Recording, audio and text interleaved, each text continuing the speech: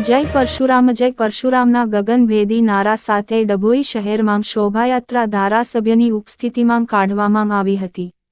અક્ષય તૃતીય એટલે કે ભગવાન વિષ્ણુજીના છઠ્ઠા અવતાર ચિરંજીવી ભગવાન પરશુરામ જન્મોત્સવ નિમિત્તે વર્લ્ડ બ્રાહ્મણ ફેડરેશન અને સમસ્ત બ્રહ્મ સમાજ વડોદરા શહેર અને જિલ્લા દ્વારા ઐતિહાસિક નગરી દર્ભાવતી ડભોઈ ખાતે ભવ્ય ડભોઈ વિધાનસભાના લોકલાડીલા ધારાસભ્ય શૈલેષભાઈ મહેતા તેમજ મીનાબેન મહેતા અને સમગ્ર પરિવારની હરિહર આશ્રમના વિજય મહારાજ, ભાજપના અગ્રણી શશિકાંતભાઈ પટેલ, અશ્વિનભાઈ વકીલ, ડોક્ટર બ્રિજે બ્રહ્મભટ્ટ, સોનલબેન સોલંકી, બિરેનભાઈ શાહ ઉપસ્થિતિમાં શોભાયાત્રાનું આયોજન કરવામાં આવ્યું હતું।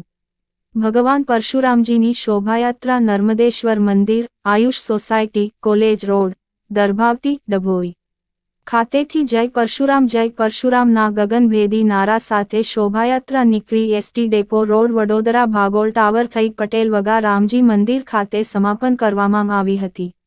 આ શોભાયાત્રા માંગ બ્રહ્મ સમાજના આગેવાનો અને ભક્તજનો મોટી સંખ્યામાં રાજકીય આગેવાનો જોડાયા હતા।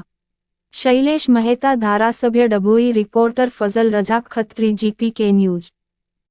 આજે અખાત્રી અક્ષય તૃતીય ભગવાન પરશુરામજીનો આજે જન્મદિવસ।